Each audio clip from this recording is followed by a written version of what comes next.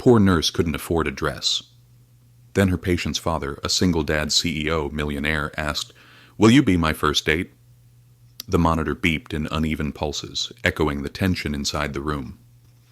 Sophie's small body jerked softly under the blanket, her breaths rapid and shallow, her eyes blinked in confusion, unfocused. She was only 3, but this sterile room and its machines had become too familiar. Another seizure, another storm. "We need to administer Diazepam now," the physician said sharply, pulling a vial from the drawer. "Wait," Maya said, stepping forward, her voice calm but insistent. "Just give me a minute. Please." The doctor paused, frowning. The nurse at the monitor shot her a look of surprise. "You have 60 seconds," the doctor muttered. Maya walked over to Sophie's bed as if approaching something sacred. The child flinched. Maya gently scooped her up, holding her against her chest. Sophie was stiff, her muscles taut. Maya swayed slowly, and then she began to sing. "You are my sunshine, my only sunshine." Her voice was soft, barely above a whisper. The room seemed to still. The beeping of the monitor remained, but steadier now. Sophie's tiny shoulders began to relax. Her hands, once clenched, loosened, and then found the fabric of Mia's scrubs. Her cheek pressed against Mia's collarbone. "You'll never know, dear, how much I love you." By the time the verse ended, Sophie's breaths had quieted. Her body was calm. Her grip was gentle but sure. The danger had passed. Behind the privacy curtain, Adam Reyes stood frozen. He had come to check on his daughter again, but stopped in his tracks at the sound of that voice, that song. It had been 2 years. His wife used to sing that exact lullaby every night before bed. Even on the hardest nights, she hummed it into the baby monitor while Sophie struggled with her condition. And then after the funeral, the music had stopped. Until now, Adam gripped the curtain and then let go. His hand shook slightly. He didn't move, didn't speak, afraid to break whatever spell had taken hold of the room. Maya, unaware of him, held Sophie with the care of someone who had done this 1,000 times. She whispered something into Sophie's hair as the child blinked sleepily, then laid her gently back down and covered her with the blanket. It was the first time Adam saw her, not just as a nurse or a figure in scrubs passing in and out of his daughter's life, but as someone who had reached into Sophie's silence and soothed it. Someone who remembered how to be gentle when the world had forgotten. Later he learned her name was Maya Thompson. She was 30, working night shifts as she finished her nursing degree. Quiet, reliable, kept to herself. Some nurses said she worked 2 other jobs to stay afloat. No one knew much more. Maya never lingered. She came in, did her work, and left quietly. She lived alone downtown in a small apartment. Adam learned this not because he asked, but because people noticed.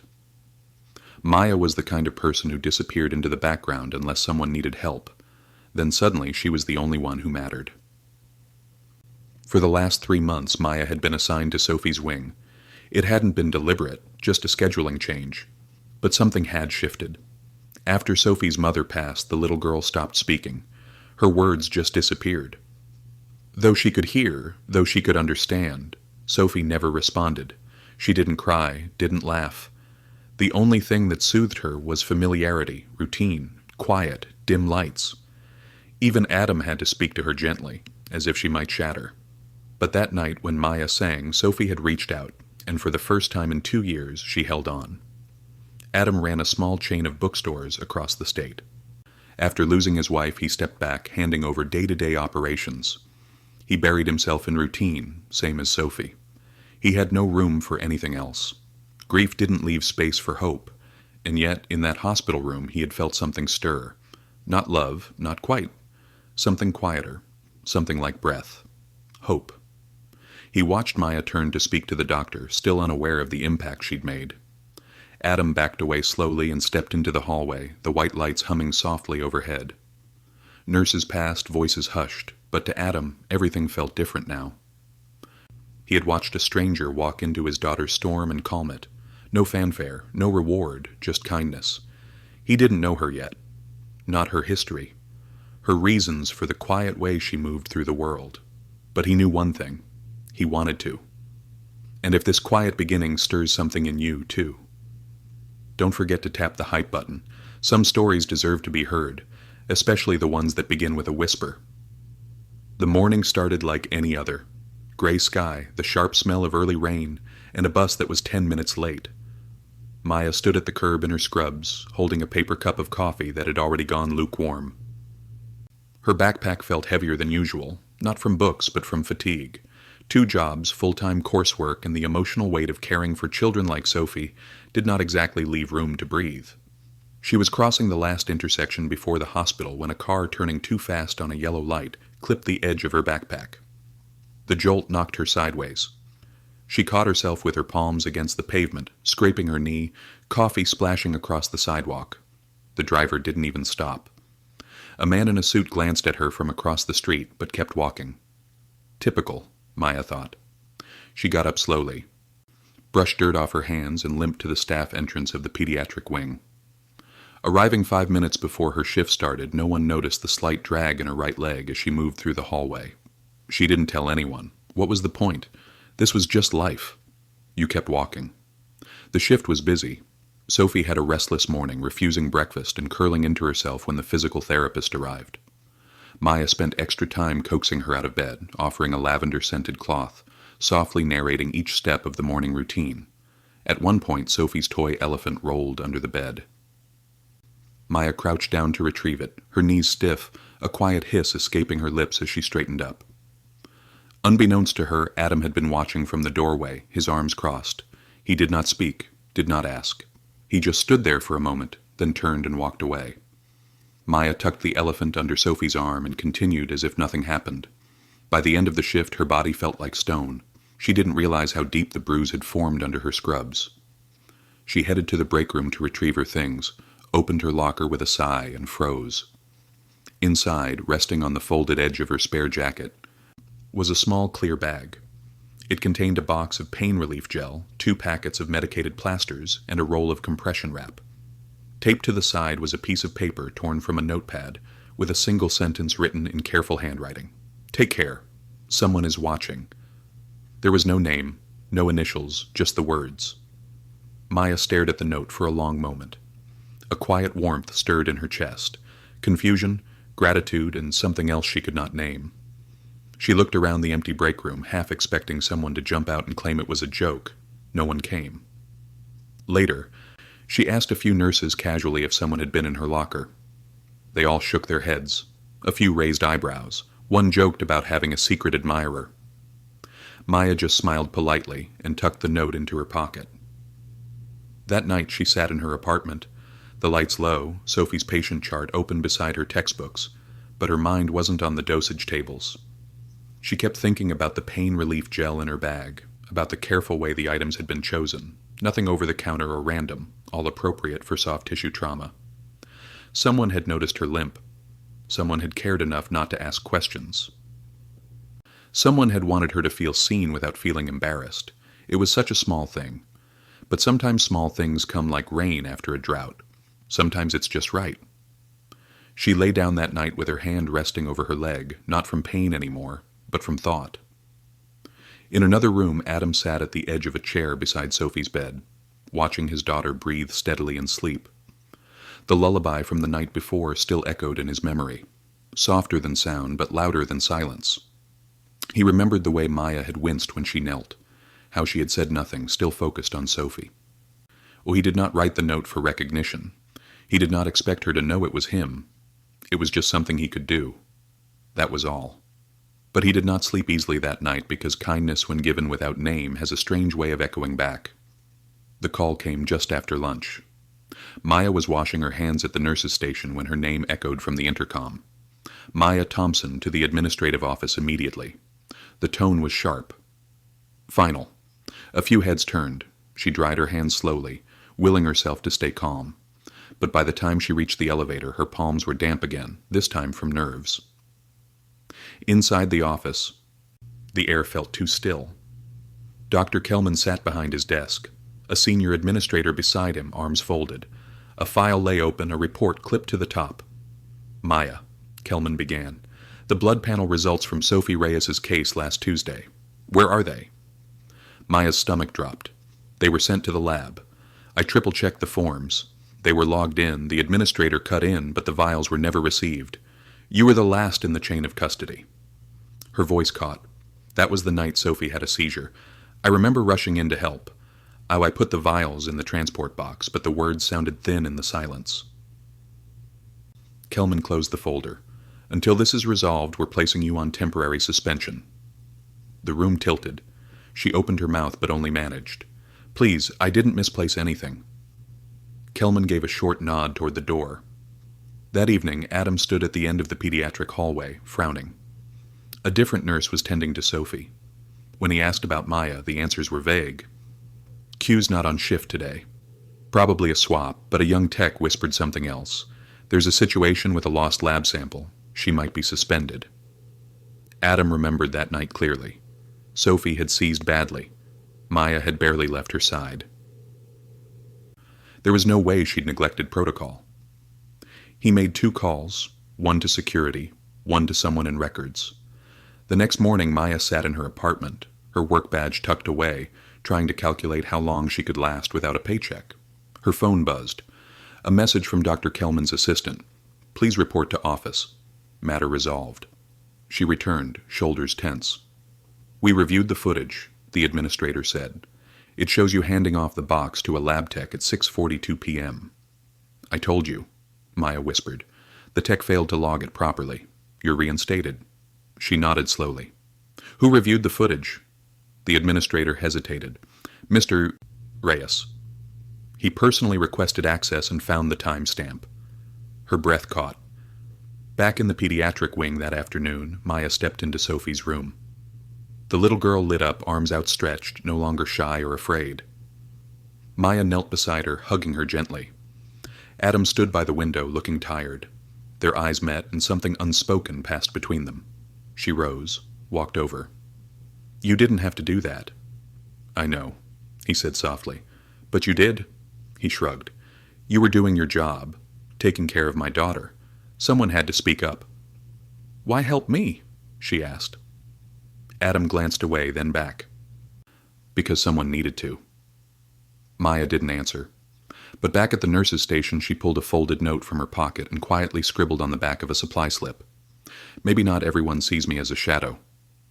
She tucked it into her locker where no one would see. She would never tell Adam how much it meant, but something inside her had shifted. Not every defense needed to be loud to matter. Sometimes the quietest ones said the most. The hospital was buzzing with quiet excitement. Posters for the annual pediatric gala appeared in every hallway, adorned with stars, teddy bears, and pastel fonts. It was a big event, something the hospital held each year to raise funds for critical children's cases. Doctors prepped speeches, administrators organized silent auctions, and nurses whispered about dresses and dates in the break room. Maya tried to keep her head down. When the invitation came through internal email, she barely glanced at it before hitting delete. It was not that she did not care. She did. But the thought of standing in a ballroom surrounded by polished shoes, shimmering gowns, and confident laughter made her stomach twist. She had no dress, no money to buy one, no time between her shifts and night classes. But beyond the practicalities, there was something deeper. She did not belong there, not in that world, not in chandeliers and champagne and polite applause. Her place was beside hospital beds, in quiet rooms with beeping monitors where her hands could do something useful. She told herself it was fine. The evening before the gala, she stayed late to organize Sophie's meds. The little girl had fallen asleep early, clutching a stuffed lamb someone had donated last week. The hallway outside the pediatric wing was empty as Maya walked toward the staff room to grab her coat. That was when she saw him. Adam stood by the door holding a long rectangular box wrapped in simple brown paper tied with a navy ribbon. He looked awkward, like he had rehearsed something, but was already regretting it. From his grandfather's recordings, Adam recalled here. She stopped a few feet away. I didn't expect you, she said.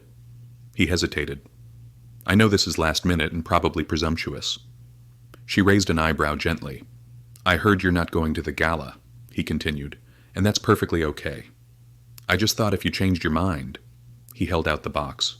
Her heart beat a little faster.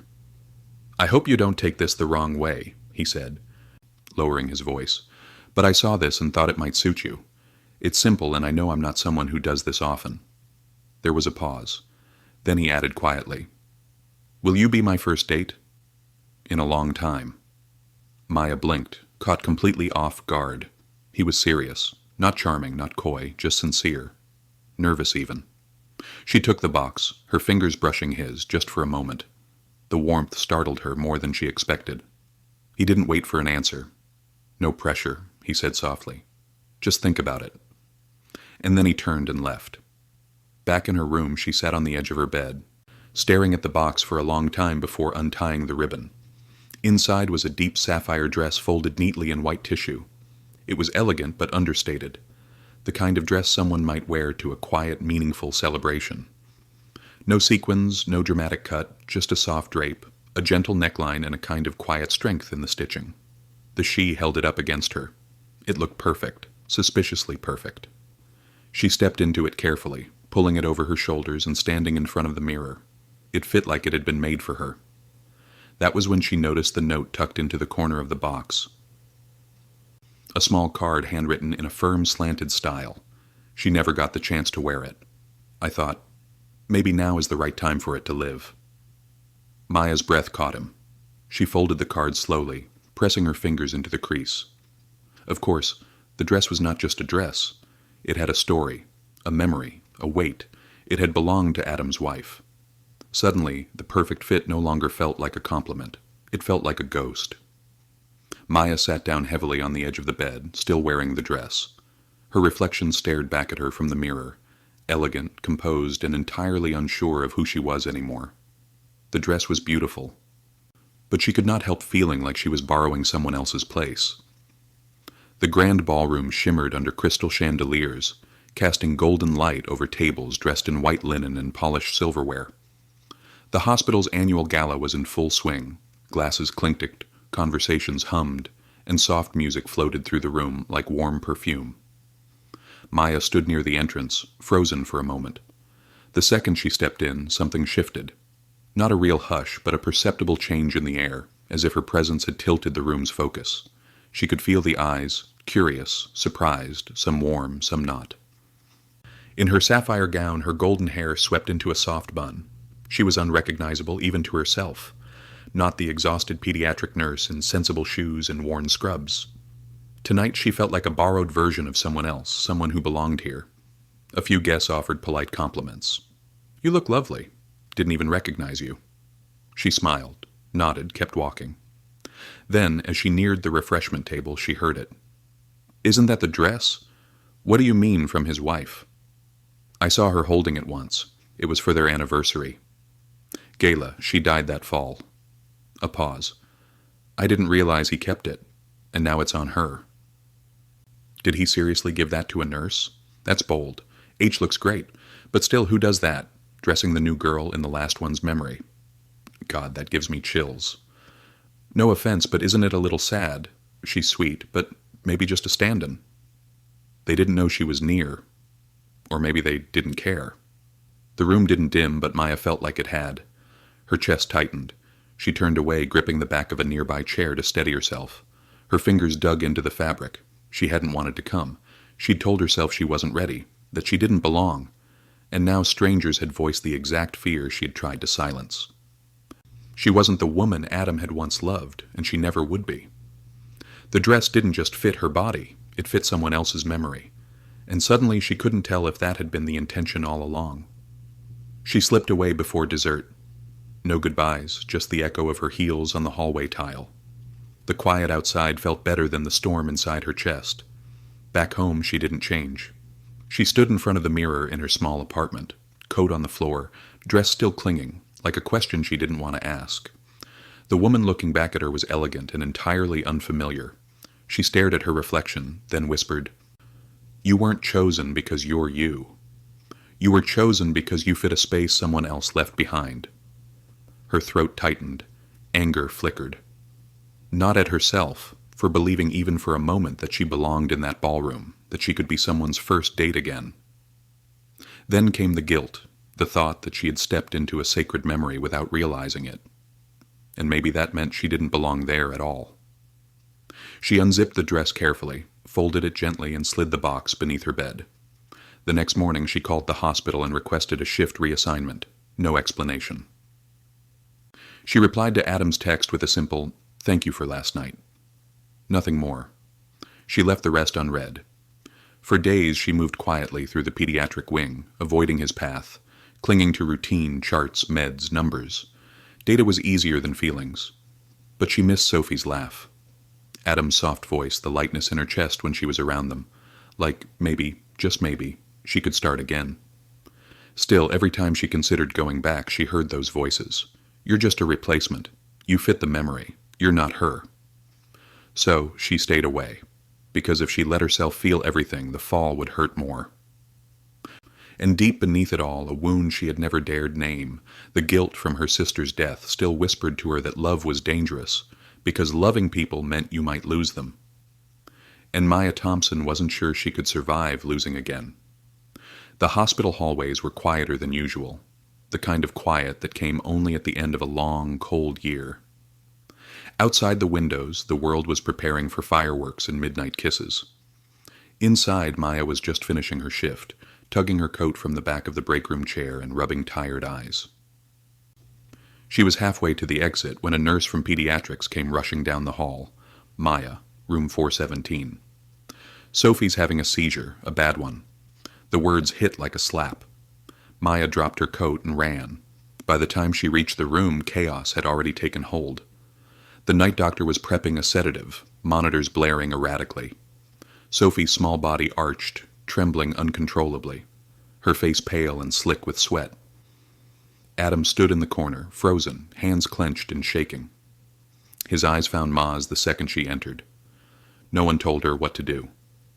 She crossed the room, climbed onto the bed, and pulled Sophie into her arms, careful with the IV lines.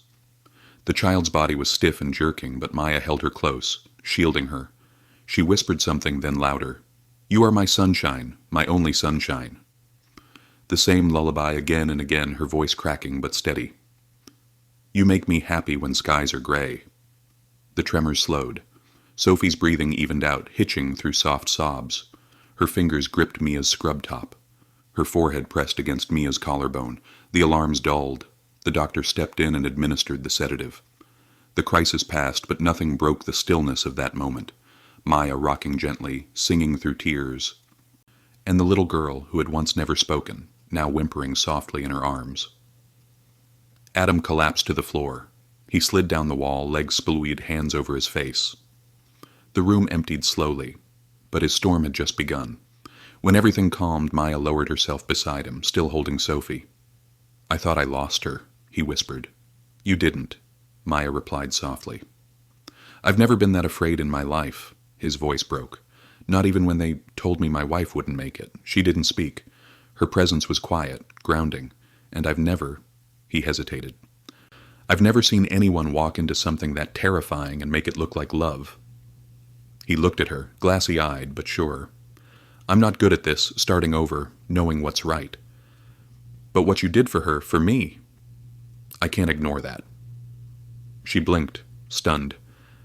"I gave you that dress," he said gently. "Not because I wanted to relive anything, but because you deserved something beautiful, and I needed a way to ask you to stay." Her throat tightened. He reached out, took her free hand. "You didn't wear that dress to replace anyone. You wore it because you're the first person who sees us, both of us, and stays." Her tears weren't about shame anymore. They were about being seen fully. When nurses came to transfer Sophie back to bed, Maya and Adam stayed behind in the quiet waiting room. The hume of the vending machine the only sound. Maya turned toward him. "I've never told anyone this." He nodded, still holding her hand. 5 years ago I was watching my nephew. He fell just a short fall but hit his head. I panicked and called my sister. She rushed to come home and was in a car accident. She didn't survive. His expression didn't change, but his grip tightened. "I've carried it ever since," Maya said. "I wasn't careful. I killed her." "No," Adam said firmly. She swallowed. "I don't let people close. I think if I do, I'll lose them or worse, hurt them." He sat with that for a moment, then quietly.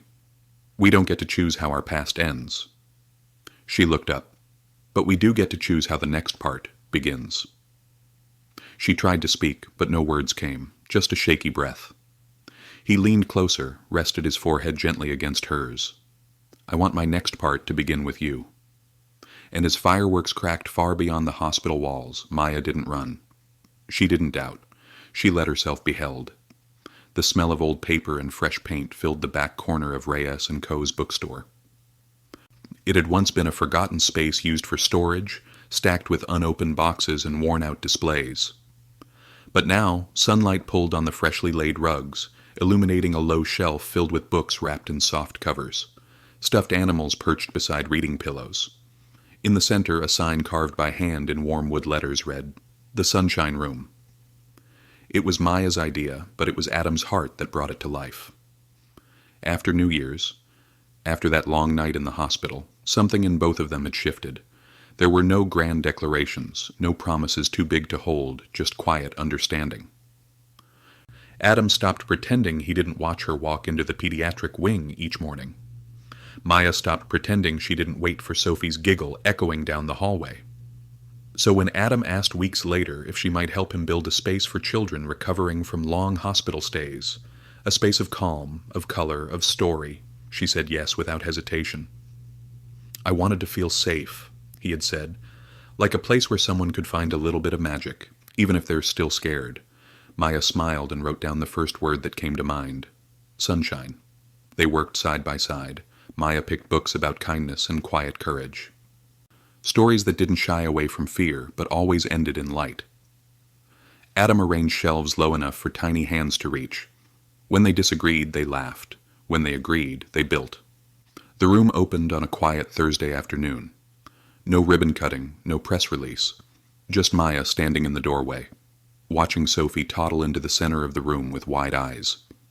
The little girl ran her hand across a soft armchair and pointed to a book with a yellow cover. Maya knelt beside her. "Do you want me to read this one?" Sophie nodded, and then without warning, without coaxing, she spoke. "Sunshine," she whispered. Adam froze in the doorway. He looked at Maya. She was crying. Sophie said it again, this time more clearly, pointing up at the carved sign. "Sunshine!" It was her first word in months. Adam slowly walked in and sat behind them, close enough to touch. But he didn't. He just watched. Maya opened the book and began to read, her voice steady and soft. It was a story about a girl who planted a garden in the middle of a storm, about how something beautiful could still grow even when the world didn't feel safe. Sophie leaned her head against Maya's shoulder. Adam closed his eyes for a moment and breathed in. This was not a grand finale. It wasn't a fairy tale ending. The hospital still called. Sophie still had checkups. Maya still had night shifts. Life was not magically fixed. But there, in that small corner of a quiet bookstore, surrounded by stories, something had begun to heal. 2 hearts, 1 room, and the softest word in the world, spoken by a girl who had once forgotten how, echoed into the shelves. Sunshine. The table was small, tucked by the window of a quiet bistro that smelled faintly of rosemary and fresh bread. The lights were low, the music soft and almost forgettable, just enough to fill the silences without interrupting them. Maya sat across from Adam, her hands resting around a warm ceramic cup. She wore no makeup, no heels, just a pale blue sweater and the same quiet smile that had once stopped a child's tears with nothing but a song. Adam wore a collared shirt slightly wrinkled, sleeves rolled up to the elbows. He looked at ease, but Maya noticed the way his foot tapped softly under the table. Nervous, a little unsure. She liked that he was still capable of being unsure. The waiter brought their food, pasta, simple, comforting, and left them in peace. "So," Adam said after a few bites, "this isn't a gala." "No ballroom," Maya replied, a small grin tugging at her lips. "No borrowed dresses." He shook his head. "And no ghost tonight." She looked down for a second, her expression unreadable. Then she met his eyes. "Good," she said softly. "I'm tired of living in borrowed shadows." Adam reached across the table, palm up. She placed her hand in his without hesitation. They stayed like that, fingers laced gently, neither rushing the moment. "It took me too long to ask you out," he said. "I kept thinking I had to wait for the right time or the right reason." Maya tilted her head slightly. "And now," he took a deep breath and smiled. Not the polite kind, but the kind that reaches the eyes, that crinkles the edges. "Now I know I don't need a reason." He let the words settle between them, then added more quietly. "This time it's not about healing anyone. It's not about Sophie or guilt or second chances this time. It's just about sitting across from someone who makes me want to live one more day. Maya blinked. Her throat tightened unexpectedly. She didn't look away. "You make me feel like I can stay," she whispered. He stood slowly, walked around the table, and extended a hand, this time not as a gesture of comfort or protection, but something lighter. "Beginning." Maya stood too. She looked up at him, eyes warm, heart open. Their kiss was unhurried. No promises, no plans, just two people who had walked through silence, sorrow, storms, and found each other on the other side. Outside, the night was still. The world kept turning. But in that small bistro, under soft lights, a first date became something more. And this time, neither of them was alone. Thank you for joining us on the journey of A Room with Two Hearts, a story not just about love, but about healing, forgiveness, and two souls learning how to begin again. If Maya, Adam, and little Sophie touched something in your heart today, we would be honored if you helped us share this feeling with more people. Subscribe to our channel so you never miss the next soul-stirring story. And if this one moved you, hit that hype button to let us know. We are soul-stirring stories where the quietest moments can carry the loudest meaning. See? You in the next story.